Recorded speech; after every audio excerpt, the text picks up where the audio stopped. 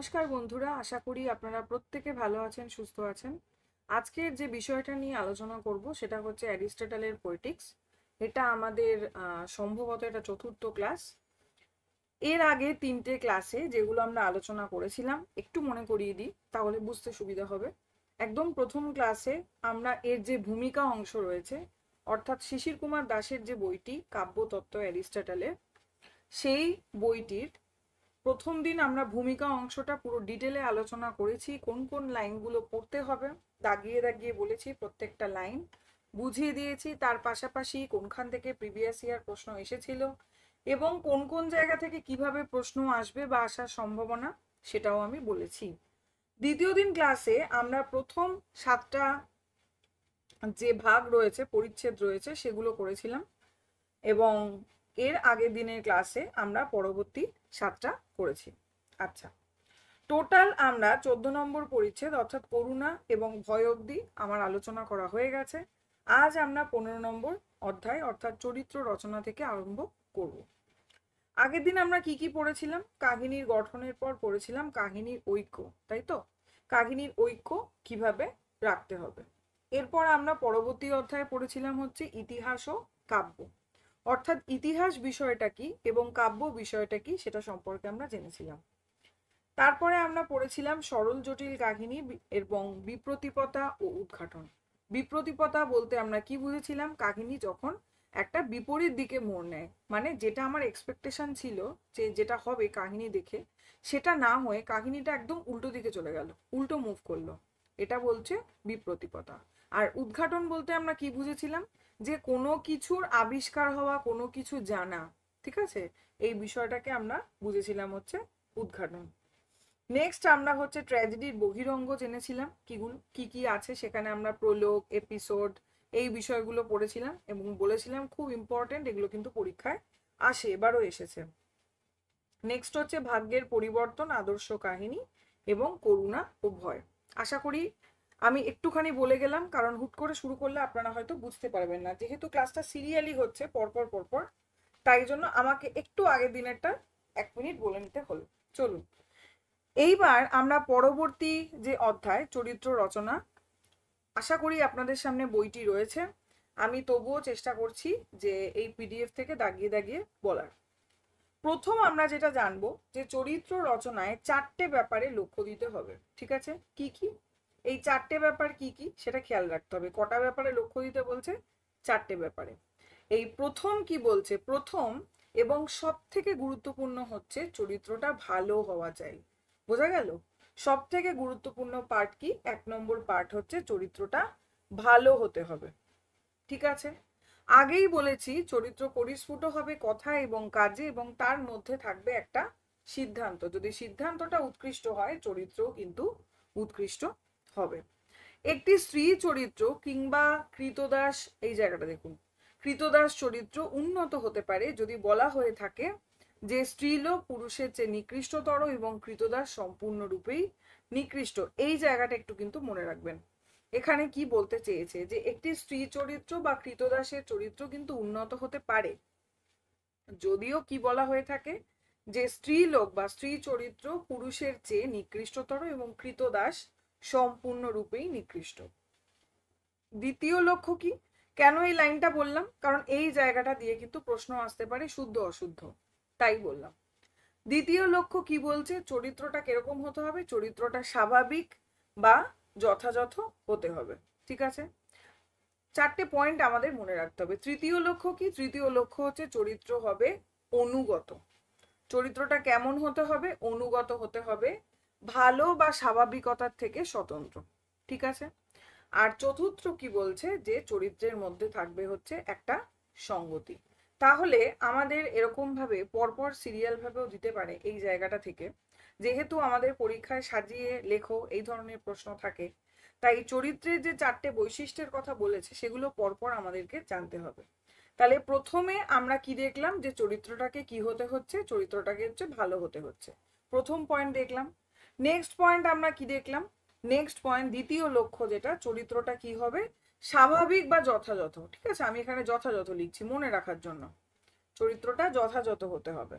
Third point কি, চরিত্রটা কি হবে, অনুগত হবে। চরিত্রটা কি হবে, অনুগত হবে।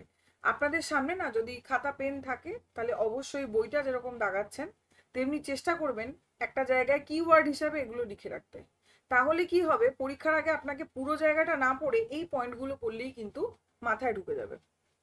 আর নেক্সট কি হবে, চরিত্রে থাকবে কি, সঙ্গতি। তাহলে চরিত্রের আমরা 4টে বৈশিষ্ট্য পেলাম যেগুলো থাকাটা মাস্ট। কি কি পেলাম, একটা হচ্ছে চরিত্রটা ভালো হতে হবে, 2 চরিত্র যথাযথ হতে হবে, 3 অনুগত হতে হবে, 4 হচ্ছে চরিত্রের মধ্যে একটা সঙ্গতি থাকতে হবে।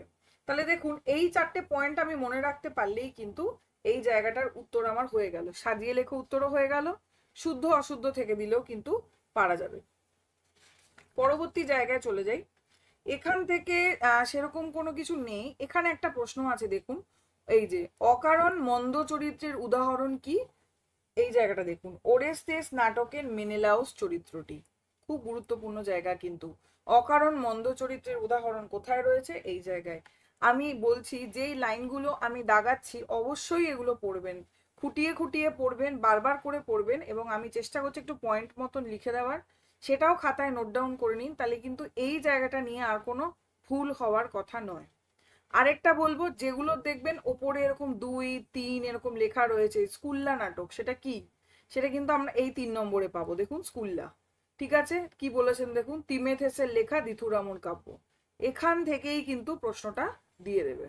তাহলে যখনই আমরা এরকম দেখব কি মনে করব, এই 5, 6 করে লেখা রয়েছে, সেগুলোর ওয়ার্ড মিনিং কিন্তু এখানে লেখা বা বুঝিয়ে বলা রয়েছে বিষয়টা কি, এগুলো কিন্তু বাদ দেওয়া যাবে না। যদি আমি এখানে স্কিপও করে যাই আপনারা কিন্তু করবেন না, ঠিক আছে। নেক্সট পরবর্তী জায়গায় চলে আসি, সেটা হচ্ছে অতি প্রাকৃত। অতি প্রাকৃত সম্পর্কে আমরা জানবো, সেটা কি। এখানে দেখুন বলছে, কাহিনীর গ্রন্থি মোচন এবং কাহিনীর মধ্যে কোনো অতিপ্রাকৃত পদ্ধতিতে কিন্তু যেন না ঘটে। যেমন ঘটেছে মেদেয়া নাটকে বা ইলিয়াদের গ্রিকদের ট্রয় ছেড়ে চলে যাবার ঘটনায় অতিপ্রাকৃতের ব্যবহার হতে পারে। কখন, শুধু বাইরের কাহিনীর বাইরে, হয় অতীতে যা ঘটেছে যা মানুষের জ্ঞানের বাইরে, অথবা ভবিষ্যতে যা ঘটতে পারে যা ভবিষ্যৎবাণীর মধ্য দিয়ে ব্যক্ত করা চলে। কারণ আমরা বলে থাকি দেবতা ত্রিকালদর্শী, এতটুকু দাগাতে হবে। আমি তাহলে কোথায় গেল, অতি প্রাকৃত, এখান থেকে তো, এখান থেকে এই দেখুন। তাহলে কি বলতে চাইছে একটু বলে দিই আমি, শুধু তো লাইন দাগালে চলবে না। কি বলছে, অতি প্রাকৃত ঘটনা বলতে আমরা বুঝি, কি বলতে চাইছে সেখানে বলছে যে অতি প্রাকৃতের ব্যবহার কিন্তু হতে পারে, কিন্তু কিভাবে, সেটা হচ্ছে শুধুমাত্র কাহিনীটার বাইরে, হয় অতীতে কোনো কিছু ঘটে গেছে এরকম কোনো ঘটনা, বা মানুষের জ্ঞানের বাইরে, অর্থাৎ সে জানে না এরকম কোনো ঘটনা যেটা ভবিষ্যতে ঘটতে পারে, অর্থাৎ অতীতে ঘটে গেছে বা ভবিষ্যতে ঘটতে পারে, বা ভবিষ্যৎবাণীর মধ্য দিয়ে কোনো কিছু বোঝানো হচ্ছে বা ব্যক্ত করা হচ্ছে। কারণ আমরা কি বলে থাকি, দেবতা ত্রিকালদর্শী। ত্রিকালদর্শী মানে দেবতা যেমন অতীতে রয়েছে, বর্তমানে, ভবিষ্যতে, সেই হিসাবে তুলে ধরা হয়েছে। তাহলে অতি প্রাকৃত বিষয়টা কোন কোন ক্ষেত্রে আসতে পারে এটা কিন্তু একবার পড়ে রাখবেন। নেক্সট হচ্ছে চরিত্র রচনার আদর্শ। এখানে খুব একটা সেরকম প্রশ্নের জায়গা কিছু নেই, মানে চরিত্র যে আমরা গড়ে তুলবো সেটা কিভাবে গড়ে তুলবো সেটা বলেছে। যে মূলের সঙ্গে সাদৃশ্য সৃষ্টি করে গড়ে তুলতে হবে, অবশ্যই চিত্রটা সুন্দর হতে হবে, চরিত্রটা জাস্টিফাই হতে হবে, তাই না। একটা যা খুশি চরিত্রকে আমি তুলে আনলাম সেটা কিন্তু কখনোই হবে না, চরিত্রটা অবশ্যই সুন্দর হবে। কিন্তু তার আগেই কিন্তু আমরা পড়লাম চরিত্রের 4টে বৈশিষ্ট্য, সেটা মেনেই কিন্তু চরিত্রগুলোকে গড়ে তোলা হবে, ঠিক আছে। এখানে খুব একটা বিশেষ কিছু আছে বলে আমার মনে হয় না, তবে ওই যে বলে রাখলাম যেগুলোর আগে দেখবেন, এই যে ইলিয়াদের এই এই যে যেখানে 4 নম্বর লেখা রয়েছে, এইরকম ভাবে খুঁজে খুঁজে এই জায়গাগুলো কিন্তু দেখে নেবেন। নেক্সট পরবর্তী জায়গায় চলে আসি, উদ্ঘাটনের শ্রেণীবিভাগ। তাহলে 15 নম্বর অধ্যায়ে আমরা কি দেখেছিলাম, চরিত্র রচনা, এবং 16 নম্বরে দেখলাম হচ্ছে উদ্ঘাটনের শ্রেণীবিভাগ। উদ্ঘাটন মানে আমি আগেই বললাম যে কোনো কিছু জানতে পারলাম বা কিছু, যেমন দেখুন কি বলছে, সবচেয়ে বলছে উদ্ঘাটন যে কি সেটা তো আগেই বলা হয়েছে। উদ্ঘাটনের শ্রেণীবিভাগের প্রথমেই সবচেয়ে কি বলা যায়, সবচেয়ে অশিল্পরীতির শ্রেণীর কথা, অক্ষমতার ফলে কবিদের মধ্যে যার ব্যবহার সব থেকে বেশি।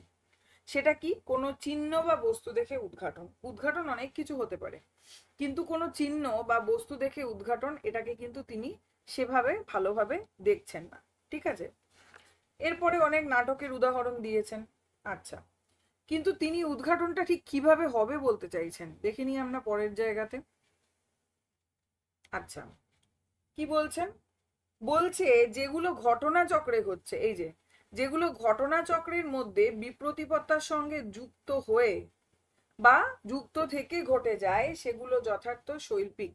ঠিক আছে, যেমন একটা উদাহরণ দিয়েছে ধাত্রী কর্তৃক স্নান দৃশ্য, যে বিষয়টা রয়েছে সেটা। ঠিক আছে, আচ্ছা, উদ্ঘাটনের দ্বিতীয় শ্রেণীতে পড়ে যেগুলো কবিরা করছেন, তৈরি করা হয় বলেই সেগুলো শিল্প গুণান্বিত নয়। বোঝা গেল উদ্ঘাটনের দ্বিতীয় শ্রেণী কোনটা? যেটা কবিরা উদ্ঘাটন, মানে কবিরা বানাচ্ছেন, এবং সেটা কি? সেটা কখনোই শিল্প গুণান্বিত হয় না, কারণ সেটা সৃষ্টি, সেটা হঠাৎ করে হচ্ছে না। উদ্ঘাটনের শ্রেণী বিভাগগুলো মনে রাখতে হবে। প্রথম শ্রেণীতে আমরা কি দেখলাম, দ্বিতীয় শ্রেণীতে আমরা কি দেখলাম? প্রথম শ্রেণীতে কি দেখেছিলাম? প্রথম শ্রেণীতে বলেছিল যেটা অক্ষমতার লক্ষণ, সেটা কি? চিত্র বা বস্তু দেখে উদ্ঘাটন।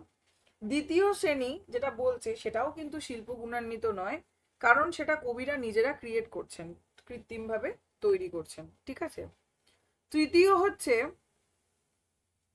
তৃতীয় শ্রেণীতে যেটা পড়ছে সেটা হচ্ছে স্মৃতিগত উদ্ঘাটন। দেখতে পাচ্ছেন লেখা রয়েছে, তৃতীয় শ্রেণীতে পড়ছে হচ্ছে স্মৃতিগত উদ্ঘাটন। যেমন কোনো একটা জিনিস দেখে কোনো কিছু মনে পড়া।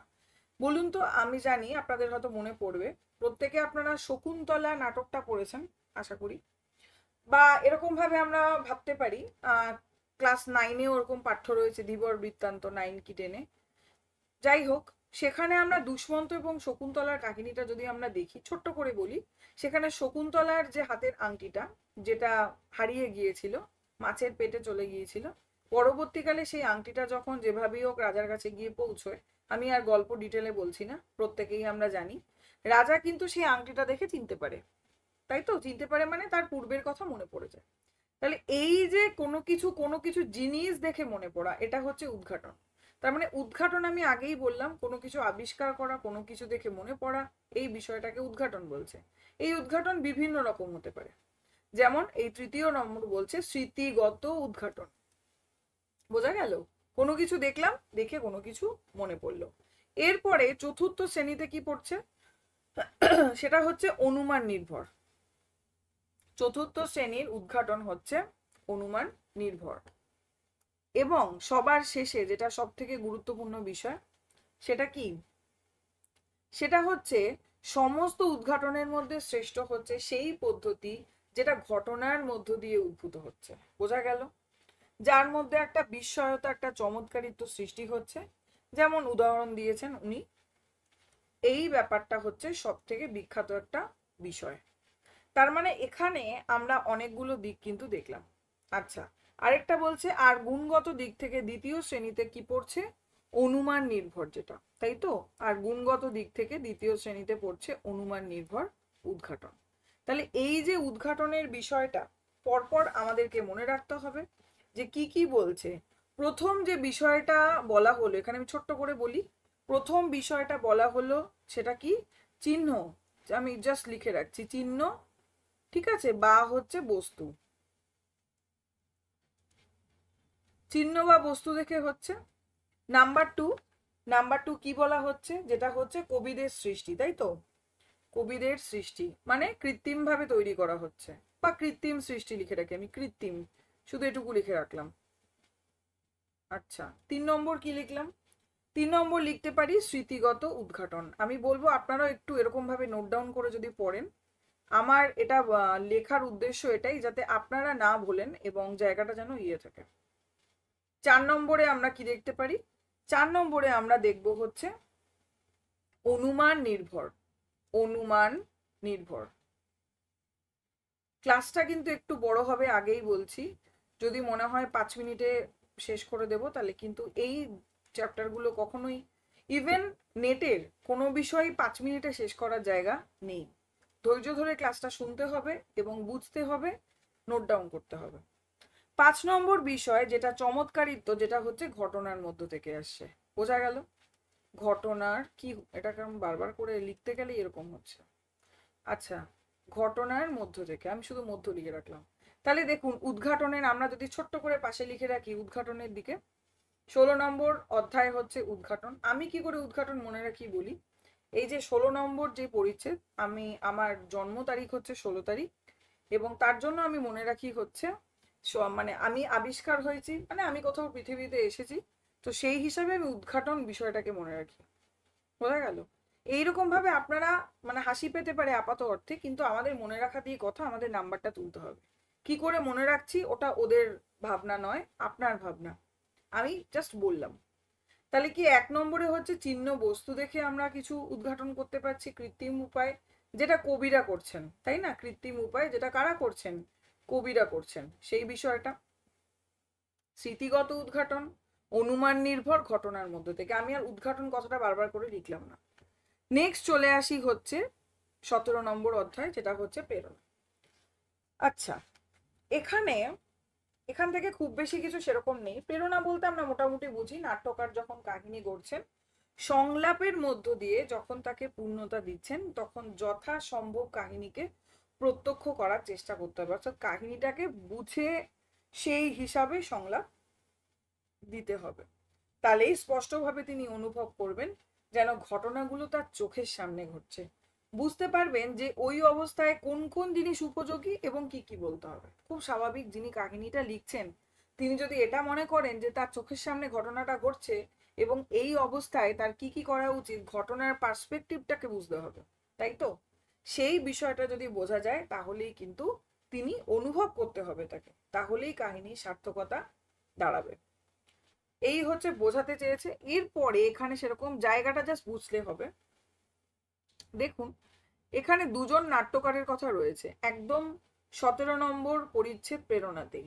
দেখুন এখান থেকে দাগান, দুজন নাট্যকারের প্রতিভা যদি সমস্ত স্তরের হয়, এই জায়গাটা একদম বলবো প্রায় শেষ অবধি দাগাতে হবে। তাহলে ওই দুজনের মধ্যে যিনি প্রকৃতপক্ষে নাটকের আবেগের সঙ্গে গভীরভাবে যুক্ত তিনি বিশ্বাসযোগ্য। যিনি নিজেই উত্তেজিত তিনি উত্তেজনা প্রকাশ করেন, যিনি নিজে ক্রুদ্ধ তার ক্রোধই প্রকাশ পায়। এই বেশি বিশ্বাসযোগ্য, প্রকাশই সব থেকে বেশি বিশ্বাসযোগ্য, এই জন্যই কবিরা সহানুভূতিশীল নয়, ভাবনবাদ। আর দ্বিতীয় জন কি, এই জায়গাটা খুব গুরুত্বপূর্ণ, কবিরা হয় সহানুভূতিশীল নয় ভাবনবাদ, দ্বিতীয় জন উদ্বুদ্ধ, প্রথম জন হচ্ছে ভাবগ্রাহী। কি বলতে চাইছে জায়গাটা একটু বুঝে নি। বলছে দুজন নাট্যকার রয়েছে, তাদের প্রতিভা হয়তো সমান, ঠিক আছে? তাহলে তাদের মধ্যে প্রকৃতপক্ষে যার নাটকের আবেগের সঙ্গে যার মানে জড়িয়ে যাবে, সে নিজেকে আবেগের সঙ্গে জড়াতে পারবে, তাকেই বেশি বিশ্বাসযোগ্য বলে মনে করা হবে। যিনি নিজেই উত্তেজিত তিনি নিজে প্রকাশ করেন, যিনি নিজেই ক্রুদ্ধ তার ক্রোধ প্রকাশ সব থেকে বেশি স্বাভাবিক। কোনো ঘটনা মনে করতে হবে তিনি প্রত্যক্ষ দেখছেন, তার জীবনে এই ঘটনাটা ঘটছে এবং তার ফলে তিনি কোথাও রেগে যাচ্ছেন, ক্রুদ্ধ হচ্ছেন। এই সমস্ত যে উত্তেজনা, সমস্ত কিছু তার সংলাপের মধ্য দিয়ে, লেখার মধ্য দিয়ে ফুটে উঠছে। তাহলে অবশ্যই সেটা অনেক বেশি বিশ্বাসযোগ্য হবে, এটাই বলতে চাওয়া হয়েছে। এই জন্যই কি বলা হয়েছে, কবিরা হচ্ছে সহানুভূতিশীল নয় ভাবনবাদ, দ্বিতীয়ত হচ্ছে উদ্বুদ্ধ, আর প্রথম হচ্ছে ভাবগ্রাহী, ঠিক আছে? এরপরে এই যে কাহিনী উপকাহিনীর জায়গাটা রয়েছে, অবশ্যই আপনারা পুরোটা রিডিং দেবেন। এরকম নয় যে লাইন আমি দাগাচ্ছি শুধু লাইনগুলোই পড়ে যাবেন, তা একেবারেই করবেন না, কারণ বিষয়টা বুঝতে হবে। এখানে যেটা বলেছে আমি ছোট্ট করে একটু বলে দিই, এখানে খুব একটা দাগানোর কিছু নেই। এখানে বলা হয়েছে কাহিনী এবং উপকাহিনী, অর্থাৎ একটা কাহিনীর সঙ্গে একটা উপকাহিনী থাকে। তো ধরুন একটা ছোট্ট করে উদাহরণ দিই, আমাদের পুতুল নাচের ইতিকথা যে উপন্যাসটি রয়েছে মানিক বন্দ্যোপাধ্যায়, সেখানে উপকাহিনী হিসাবে আমরা কুমুদ এবং মতির প্রসঙ্গ কিন্তু পাই, তাই তো? তাহলে দেখুন এই কুমুদ মতির প্রসঙ্গ মোটামুটি আমরা চতুর্থ অধ্যায়, সম্ভবত চতুর্থ, ষষ্ঠ এবং দশম, একাদশ, এই 4টে জায়গাতে আমরা কুমুদ মতির প্রসঙ্গ পাচ্ছি পুতুল নাচের ইতিকথায়। এই প্রশ্নও কিন্তু প্রিভিয়াস ইয়ারে এসেছে, তাই এগুলোও কিন্তু খেয়াল করতে হবে। যাই হোক, এবার দেখুন এই যে কাহিনীটা, অর্থাৎ শশীর জীবন, কুসুমকে নিয়ে তার ভাবনা, তার লাইফস্টাইল, তার জীবনবোধ, এই যে মনস্তাত্ত্বিক দিকগুলোকে পুতুল নাচের ইতিকথায় তুলে ধরা হয়েছে। অর্থাৎ আমরা প্রত্যেকেই কোথাও পুতুল, কোথাও পুতুল, কারণ কেউ আমাদেরকে নাচাচ্ছে, আমরা সেভাবেই নাচছি। সবসময় আমরা যেটা ভাববো আমরা অনেক সময় করে উঠতে পারি না। এই যে একটা পার্সপেক্টিভ মানিক বন্দ্যোপাধ্যায়ের পুতুল নাচের ইতিকথা উপন্যাসে তুলে ধরেছেন, কোথাও সেখানে এই কুমুদমতি চরিত্রটা কিন্তু ভীষণভাবে জাস্টিফাই করেছে। কখনো মনে হয়নি যে এটা একটা উপকাহিনী হিসাবে এসে আলাদা করে একটা এক্সট্রা জায়গা নিয়ে নিয়েছে। ভীষণভাবে আপনারা যারা পড়েছেন, প্রত্যেকেই পড়েছেন অবশ্যই, নেটে আছে, এটা কিন্তু মনে হয়েছে যে এই যে কাহিনীটা পুতুল নাচের ইতিকথা, যদি কুমুদমতি না থাকতো তাহলে কিন্তু এতটাও সার্থকতা পেত না। ওকে প্রয়োজন ছিল, কাহিনীর প্রয়োজনে উপকাহিনীও প্রয়োজন ছিল। বোঝা গেল ব্যাপারটা? তাহলে কাহিনী এবং উপকাহিনীর মধ্যে সম্পর্কটা হচ্ছে এখানে। অর্থাৎ উপকাহিনী এমন ভাবে গড়ে তোলা হবে যেটা কাহিনী থেকে বিচ্যুত নয়, আলাদা নয়। কখনো মনে হবে না যে এই মানুষগুলো এক্সট্রা চলে এসছে, এই চরিত্রগুলো, এদের ঘটনাগুলো না জানলেও হতো। যেমন হাসুলিবাগের উপকথা যদি আপনারা পড়েন, সেখানে তারাশঙ্করের, সেখানে প্রচুর আমরা বিভিন্ন কাহিনী পাবো, তার মধ্যে অনেক ক্যারেক্টার উপকাহিনী হিসাবেও দেখতে পাবো। কিন্তু কখনো কি আপনাদের এটা মনে হয়েছে যে এই চরিত্রগুলো এক্সট্রা, এদেরকে না আনলেই পারতো? তা কিন্তু হয়নি। খেয়াল করবেন, মনে হয় ওই উপকাহিনীটা আনার জন্যই কাহিনীটা কোথাও জাস্টিফাই করেছে, কোথাও সুন্দরভাবে ফুটে উঠেছে। তাহলে এখানেও অ্যারিস্টটল তাই বলতে চাইছেন, কাহিনী এবং উপকাহিনীর মধ্যে সম্পর্কটা তাই হতে হবে। উপকাহিনীটা এত বড় হয়ে যাবে না যে মূল কাহিনীর থেকে উপকাহিনী অনেক বেড়ে গেল, সেটাও হবে না। আবার উপকাহিনী এত ক্ষুদ্রও হবে না যে জাস্ট ক্যারেক্টারটা এলো, 2 লাইন বললো চলে গেল, সেটাকেও আমরা উপকাহিনী বলতে পারি না। তাহলে উপকাহিনীরও একটা নির্দিষ্ট পরিমাণ জায়গা থাকতে হবে, এবং সেটা কাহিনীর থেকে বড় হয়ে উঠবে না, সেটা দুটোর সঙ্গে মেলবন্ধন করতে সাহায্য করবে। আশা করি বোঝাতে পেরেছি আমি এই জায়গাটা। যেখানে না বুঝবেন নির্দ্বিধায় আমাকে কিন্তু আপনারা কমেন্ট বক্সে কমেন্ট করবেন। অবশ্যই আমি চেষ্টা করব, যদি কমেন্টের মাধ্যমে বোঝানো যায় মেসেজ লিখে বোঝাবো। আর যদি দেখি সেটা সম্ভব নয়, তাহলে অবশ্যই আমি একটা দিন যেই যেই চ্যাপ্টারগুলো আপনারা বুঝতে পারেননি, আমি একদম আলাদা করে চ্যাপ্টারগুলো লাইন দিয়ে দাগিয়ে দাগিয়ে ধরে ধরে বুঝিয়ে দেবো। ঠিক আছে? তার জন্য আপনাদের কমিউনিকেট করতে হবে, আমাকে কিন্তু জানাতে হবে। কারণ কমিউনিকেশনের একটাই মাধ্যম, সেটা হচ্ছে আপনারা যদি লাইক করেন আমি বুঝি যে ক্লাসটা আপনাদের পছন্দ হয়েছে, এবং যদি কমেন্ট করেন তাহলেও বুঝতে পারি আপনাদের কি প্রয়োজন বা পছন্দ হয়েছে কিনা, কিরকম কি লেগেছে। আদারওয়াইজ কিন্তু ডাইরেক্ট কথা বলার জায়গাটা কিন্তু নেই, তাই না? সুতরাং আপনাদেরকে কিন্তু এটা করতে হবে, এটা আমার অনুরোধ। আচ্ছা, পরের জায়গায় চলে যাই। এই হলো কাহিনী উপকাহিনী, আমি জাস্ট জায়গাটা বুঝিয়ে দিলাম। এখানে খুব একটা প্রশ্নর মতন কিছু নেই, কিন্তু আপনাকে বুঝতে হবে যদি মন্তব্য যুক্তি করে আসে তাহলে যাতে উত্তরটা আপনি করতে পারেন। 18 নম্বরে গ্রন্থি বন্ধন ও গ্রন্থি মোচন কি বলছে? বলছে সব ট্র্যাজেডিতেই থাকে গ্রন্থি বন্ধন গ্রন্থি মোচন। কাহিনীর বাইরে কিছু ঘটনা আর ভেতরের কোনো ঘটনা মিলিয়ে কি হয় গ্রন্থি বন্ধনের কাজ। ঠিক আছে? আর কি বলছে? বাকি সব ঘটনার কাজ হচ্ছে গ্রন্থি মোচন। মানে কি বলতে চাইছে দেখুন, গ্রন্থি বন্ধন আর মোচন কি বলছে? বলছে কাহিনীর শুরু থেকে ভাগ্য পরিবর্তনের সূচনা পর্যন্ত। ঠিক আছে? অর্থাৎ সৌভাগ্য থেকে দুর্ভাগ্য বা দুর্ভাগ্য থেকে সৌভাগ্যের সূচনা পর্যন্ত হচ্ছে গ্রন্থি বন্ধনের পর্ব। বোঝা গেল? আর গ্রন্থি মোচন কি? ভাগ্য পরিবর্তনের সূচনা থেকে শেষ পর্যন্ত হচ্ছে গ্রন্থি মোচনের পালা। যেমন আমি আবার ওই জায়গাটা নিয়ে আসি, শকুন্তলা নাটকের বিষয়টাকে নিয়ে আসি, তাহলে বোঝা যাবে। প্রথমে আমরা দেখেছিলাম কাহিনীতে যে শকুন্তলা এবং দুষ্মন্তের প্রেম, তাই তো? এবং তারা গান্ধর্ব মতে বিবাহ করলো। তার মানে এখানে আমরা দেখতে পেলাম যে শকুন্তলার জীবনে কোথাও একটা সৌভাগ্য বিরাজ করছে। আমি এটা বলবো না যে সে দুর্ভাগ্য থেকে সৌভাগ্যে এসেছে। হ্যাঁ, কিছুটা তো সৌভাগ্য অবশ্যই, সে তার প্রেমকে পেয়েছে, ভালোবাসার মানুষকে পেয়েছে, কিন্তু সে যে খুব দুর্ভাগা হিসাবে ছিল তা কিন্তু নয়। যাই হোক, এই যে জোনটা ছিল শকুন্তলার, যে এই জোনটা আর কি, তার দুষ্মন্তের সঙ্গে দেখা হওয়া, তার বিয়ে হওয়া, এই যে পুরো পার্টটা, দুষ্মন্ত যতক্ষণ তার কাছে ছিল, পাশে ছিল, এটা একটা পর্ব আমরা দেখতে পাই।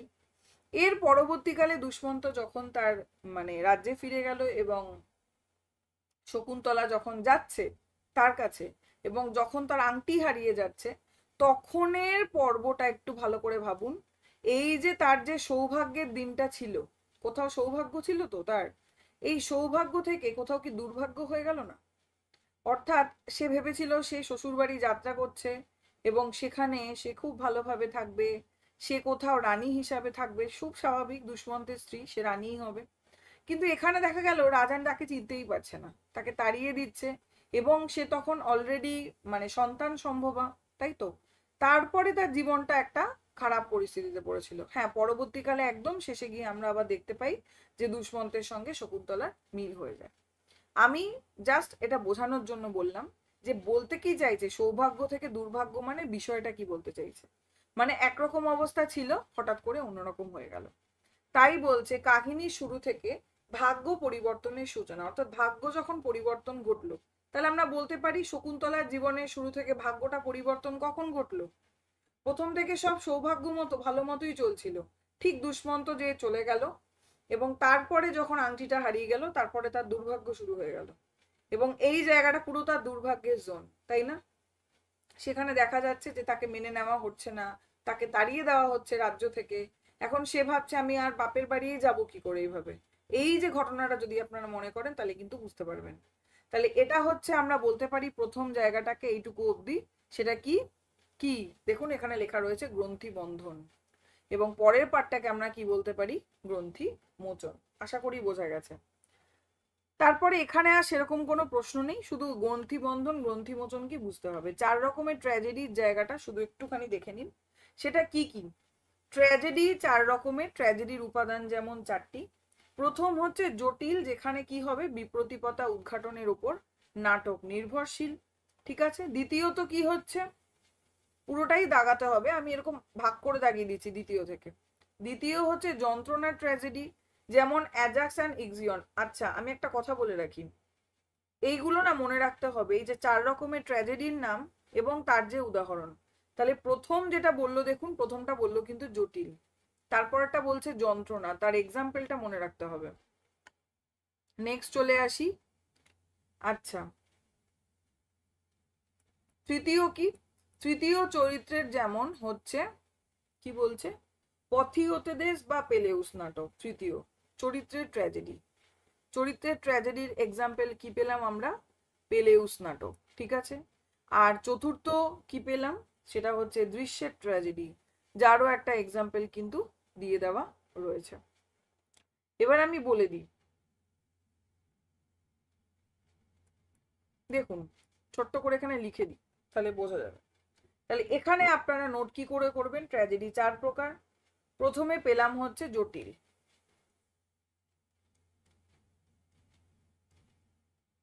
রাইট, যেখানে কি থাকছে বিপ্রতিপতা উদ্ঘাটন। আমি এখানে লিখছি না, আমি এখানে বি লিখলাম, আপনারা বুঝে যাবেন, উদ্ঘাটনে উ লিখলাম, আশা করি বুঝে যাবেন, ঠিক আছে। নেক্সট দ্বিতীয় ভাগটা কি পেলাম, যন্ত্রণা ট্র্যাজেডি, রাইট, যন্ত্রণা, যন্ত্রণা ট্র্যাজেডি। এর মধ্যে আমরা কি পেলাম, অ্যাজাক্স বা ইক্সিয়ন। দুটো নামই আপনারা লিখে রাখবেন, আমি জাস্ট বোঝানোর জন্য লিখে রাখছি। হলো। থার্ড আমরা কি পেলাম, চরিত্রের ট্র্যাজেডি, চরিত্র, চরিত্র ট্র্যাজেডি পেলাম। তার মধ্যে আমরা কি পেলাম, পথিউতেদেস বা পেলেউস নাটক, ঠিক আছে, পেলেউস। এইভাবে কিন্তু কেন আমি লিখতে বলছি এটা শেষ করে বলছি আমি। চতুর্থ হচ্ছে দৃশ্যের ট্র্যাজেডি, দৃশ্য। এটা যদি এমন একটা পার্ট না, এটা যদি একবার বুঝে যান তাহলে কিন্তু আর এখান থেকে ভুল হওয়ার প্রসঙ্গই আসে না। মানে সিলেবাস চেঞ্জ হলেও এই জায়গা চেঞ্জ হওয়ার নেই, কারণ আগের বারও সিলেবাসে এই পার্টটা ছিল, অ্যারিস্টটলের পোয়েটিক্স বরাবর ছিল, পরিবর্তন হয়নি কিন্তু, সুতরাং এবারও হওয়ার নেই, এটা এতটাই গুরুত্বপূর্ণ। আচ্ছা এই প্রশ্নটা যেভাবে আসতে পারে এইভাবে এখানে দিয়ে দিল জটিল, জটিলের সঙ্গে মেলাতে হবে তার উদাহরণ কোনটা, ঠিক আছে। মানে এইভাবে প্রশ্নগুলো দেয় না, বাম দিক ডান দিক মেলাও, ক্রস করে করে করে দাগ দিয়ে দিয়ে মাঝখানে, এরকম ধরনের প্রশ্ন কিন্তু এখান থেকে আসতে পারে। আর এভাবে লিখে রাখবেন, জটিল মানে সেখানে বিপ্রতিপতা উদ্ঘাটন, যন্ত্রণা ট্র্যাজেডি মানে যেটা অ্যাজাক্স বা ইক্সিয়ন, চরিত্র মানে পেলেউস বা পথিওতেদেস, দুটো নামই লিখবেন, আমি এখানে একটা লিখলাম। দৃশ্য হচ্ছে প্রমেথেউস বা ফোরকিডেস, বোঝা গেল। আবার এরকমও প্রশ্ন আসতে পারে যে দৃশ্যের ট্র্যাজেডির একটা উদাহরণ দাও, চারটেই দিয়ে দিল, যেখানে বিপ্রতিপতা উদ্ঘাটন রয়েছে, অ্যাজাক্স রয়েছে, পেলেউস রয়েছে, প্রমেথেউস রয়েছে, কোনটা হবে। তাই এই ছোট্ট ছোট্ট পার্ট করে কিন্তু আপনাদেরকে মনে রাখতে হবে। পরবর্তী জায়গায় চলে যাচ্ছি আমি। ক্লাসটা কিন্তু পুরোটা করতে হবে, যদি মনে হয় অনেক বড় ক্লাস করব না তাহলে লসটা কিন্তু আপনাদেরই হবে বলে আমার মনে হয়। অনেকবার আপনারা আমাকে রিকোয়েস্ট করেছেন এই বিষয়ে ক্লাস করাতে, তাই কিন্তু আমি করাচ্ছি, কারণ এই ক্লাস ইউটিউবে করানোটা খুব ডিফিকাল্ট, অনেকটা বড় হয়ে যায় ক্লাস। আচ্ছা, এরপরে যে জায়গাটা রয়েছে ট্র্যাজেডির গঠন সম্পর্কে জাস্ট রিডিং পড়ে নেবেন, সেরকম কোনো বিশেষ বিষয় নেই। আচ্ছা, এরপরে যেটা কোরাস, এখানেও কিছু নেই, জাস্ট একটা লাইন একটু দাগান, ইন্টারলিউ গিফট, যেটা ইন্টারলিউ গিফট হিসাবে দাগ পড়ে গেল। আচ্ছা, এই জায়গাটা আগাথন রীতির প্রচলন করেছেন ইত্যাদি, মানে ইন্টারলিউ হিসাবে গীত হতো, আগাথন এই রীতির প্রচলন করেছেন। তাহলে আগাথন কোন রীতির প্রচলন করেছেন? ইন্টারলিউ রীতি। ঠিক আছে, এই প্রশ্নটা আমরা এখান থেকে কিন্তু পাচ্ছি। ঠিক আছে, গুরুত্বপূর্ণ, ইম্পর্টেন্ট। এরপরে চলে যাচ্ছি রীতি ও অভিপ্রায়। আচ্ছা, অভিপ্রায় এই জায়গাটা পড়বেন। অভিপ্রায় সম্বন্ধে যেটা বক্তব্য সেটা হচ্ছে ভাষণ কলা বিষয়ক যে গ্রন্থ তার বিষয়ীভূত হবে, কারণ প্রকৃতপক্ষে এই ব্যাপারটা কি, এই ব্যাপারটা হচ্ছে ভাষণ কলা শাস্ত্রের। জাস্ট এটুকু মনে রাখতে হবে, এখানে খুব বেশি প্রশ্ন নেই, জাস্ট এটা রিডিং পড়লেই হয়ে যাবে, খুব বেশি বোঝানোর মতো কিছু নেই। যেই জায়গাটা বোঝানোর মতো আমি ওটা বুঝিয়ে দিচ্ছি, ঠিক আছে। তারপরে বলছে দেখুন একদম শেষে এই যে এই জায়গাটা কি বলছে, বলছে প্রোতাগোরাস মনে করেন কাউকে কিছু করতে বললে বা বারণ করলেই সেটা আদেশ। কে মনে করেন? প্রোতাগোরাস। পরবর্তী জায়গায় চলে যাই, চলে আসছে 20 নম্বর, ভাষা বিচারের প্রাথমিক সূত্র। এই জায়গায় খুব বেশি প্রশ্ন নেই, খুব বেশি প্রশ্ন আসেও না, কিন্তু আপনাদেরকে জানতে হবে কি কি ভাষা রীতির অঙ্গ কি কি, এই জায়গাটা জেনে নিলেন। ঠিক আছে, বিশেষ্য, ক্রিয়া, কারক, পদগুচ্ছ ইত্যাদি নামগুলো। নেক্সট আপনারা যেগুলো জানবেন যে ধ্বনিকে ভাগ করা চলে কিভাবে, 3টে ভাগে ভাগ করা চলে, একটা হচ্ছে স্বর, অর্ধস্বর, আরেকটা হচ্ছে ব্যঞ্জন। এখান থেকে জাস্ট জায়গাগুলো আমি বলে দিচ্ছি কোন কোনগুলো দাগাতে হবে। পরবর্তী জায়গায় চলে আসুন, একদম এখানে দল কি, এই যে দল দেখুন একটা অর্থহীন ধ্বনি দিতে পারে, ড্যাশ একটা অর্থহীন ধ্বনি দল। সংযোজক কি, সংযোজক হচ্ছে অর্থহীন ধ্বনি। তারপরে এটা পড়তে পারেন যারা একটি অর্থময় ধ্বনি বা পদগুচ্ছ গঠনে সাহায্য করে বা বাধা দেয় না। দল আর সংযোজকের মধ্যে যেন গুলিয়ে না যায়। ক্রিয়া কি, ক্রিয়া হচ্ছে ধ্বনির অর্থময় সমাহার। ঠিক আছে, তারপরে হচ্ছে একদম এই পৃষ্ঠায় কিন্তু চলছে, গুলিয়ে না যায়। পদগুচ্ছ কি, পদগুচ্ছ হচ্ছে ধ্বনির অর্থময় সমাহার হচ্ছে পদগুচ্ছ। এখানে আর খুব বেশি কিছু নেই। কবি ভাষা, এই কবি ভাষা থেকেও খুব বেশি নেই, তবে আমি একটা জায়গা বলে দিই, এই জায়গাটা সেরকম কিছুই নেই। আচ্ছা, বিশেষ্য হচ্ছে দুরকম, একটা হচ্ছে সরল আর একটা হচ্ছে যুক্ত। ঠিক আছে, এখানে না একটা জায়গায় রয়েছে দেখুন, একদম প্রথমে 1 নম্বরে, এই যে বোধহয় 3টি নদীর সমাহার এক জায়গায় রয়েছে, দাঁড়ান আমার বইতে তো হয়ে গেল, এই যে এই জায়গাটা 3টি নদীর সমাহার দেখা যাচ্ছে কি কি, এই যে হেরমোস, কাইকোস, গ্যান্থোস। হেরমোস, কাইকোস, জান্থোস, মনে রাখতে হবে, এই 3টে মিলে কিন্তু এই নামটা হয়েছে। খুব গুরুত্বপূর্ণ জায়গাটা, আমরা খেয়াল করব না, কিন্তু এখান থেকে কিন্তু প্রশ্ন চলে আসবে। তারপরে বিশেষ্য কি, বিশেষণ কি, এগুলো সম্পর্কে আইডিয়া দিয়েছে, এগুলো আমরা মোটামুটি জানি, এখান থেকে আর কিছু বলবার নেই। তারপরে যেটা প্রশ্ন, বিশেষ্যের লিঙ্গ বলে যেটা রয়েছে, এই যে বিশেষ্যের লিঙ্গ বলে রয়েছে, এখানেও জাস্ট রিডিং পড়ে নেবেন, বুঝিয়েছে, এখান থেকে কিছু নেই সেরকম ভাবে। ঠিক আছে, আচ্ছা, তাহলে এই হলো আমাদের মোটামুটি আমরা আজকে পড়লাম হচ্ছে 15 নম্বর পরিচ্ছেদ থেকে পড়লাম, মানে যেখান থেকে চরিত্র আলোচনা হলো, তাই তো। তাহলে প্রথমে আমরা কি পড়লাম, চরিত্র রচনা, তার মধ্যে অতিপ্রাকৃত, চরিত্র রচনার আদর্শ। 16 নম্বর অধ্যায়ে আমরা পড়েছিলাম উদ্ঘাটন, উদ্ঘাটন। 17 হচ্ছে প্রেরণা, 18 হচ্ছে গ্রন্থি বন্ধন, গ্রন্থি মোচন, তার মধ্যে কিছু ভাগ ছিল। তারপরে 19 হচ্ছে রীতি ও অভিপ্রায়, 20 হচ্ছে ভাষা বিচারের প্রাথমিক সূত্র, 21 হচ্ছে কবি ভাষা। ঠিক আছে, এতটুকু থাক, কারণ বাকিটা আবার ডিটেলসে আমাকে ধরে ধরে বলতে হবে। নেক্সট দিন এই বিষয়ের পুরোটা ক্লাস শেষ হয়ে যাবে, আজকে 4 নম্বর ক্লাস। আর একটা ক্লাসে আমি কাব্যতত্ত্বের এই পার্টটা শেষ করে দেবো। প্রত্যেকটা ভিডিও আপনাদের দেখতে হবে, আদারওয়াইজ কিন্তু আপনারা বুঝতে পারবেন না যে কি করে মানে পরপর পরপর না দেখলেই কিন্তু জায়গাটা বোঝা যাবে না। আমি চেষ্টা করব ডেসক্রিপশনে পুরোটা দিয়ে দিতে, যতটা ক্লাস হয়েছে। এই ক্লাসটা তো দেখতেই পাচ্ছেন, তার আগের যে 3টে ক্লাস সেটাও আমি দিয়ে দেবো, প্রথম দ্বিতীয় তৃতীয় করে। এইভাবে যে কটা হবে সব কটা আমি দিয়ে দেবো। আর সব থেকে বড় কথা হচ্ছে আপনারা প্লে লিস্ট চেক করবেন। প্লে লিস্টে গেলেই কিন্তু আমি আলাদা করে একদম করাই রয়েছে যে নেটের হচ্ছে ইউনিট বাংলার ইউনিট 9, নেটের বাংলার ইউনিট 10, এরকম বাংলা। তারপরে আপনার হচ্ছে পিএসসি রয়েছে, ঝাড়খণ্ডের রয়েছে, বিহার স্টেট রয়েছে, এসএসসি রয়েছে, পিএসসি রয়েছে, প্রাইমারি টেটের রয়েছে, সিটেট রয়েছে। এরকম প্রত্যেকটার কিন্তু আলাদা আলাদা পিডিএফ মানে কি বলবো প্লে লিস্ট করা রয়েছে, ঠিক আছে। নেটের জন্য রয়েছে নেটের পেপার 1, এই সমস্ত কিছু একটু প্লে লিস্টটা চেক করবেন, তাহলে কিন্তু সমস্ত কিছু পেয়ে যাবেন। আর যদি অসুবিধা হয় অবশ্যই আমাকে কমেন্টে জানাবেন, আমি সেই প্লে লিস্টটা আপনাকে সেন্ড করে দেবো। আর দেখবেন ডেসক্রিপশানে হচ্ছে টেলিগ্রামের লিঙ্ক রয়েছে, হোয়াটসঅ্যাপের লিঙ্ক রয়েছে, ফেসবুকের লিঙ্ক রয়েছে, এগুলোতে জয়েন করে যাবেন, তাহলে আমার সাথে আপনারা যুক্ত থাকতে পারবেন। এই হচ্ছে আজকের ক্লাস। আশা করি আপনাদের ভালো লেগেছে বা বুঝতে পেরেছেন, সেটা আমাকে অবশ্যই কমেন্ট করে জানাবেন। লাইক, যদি ভালো লাগে ক্লাসটা অবশ্যই একটা লাইক দেবেন, এবং তার পাশাপাশি চ্যানেলটা সাবস্ক্রাইব করে রাখবেন, তাহলে যে কোনো ভিডিও কিন্তু আপনার কাছে সবার আগে পৌঁছে যাবে। আজ এ পর্যন্তই, পরের দিন এর বাকিটা আমি পড়িয়ে দেব। ধন্যবাদ।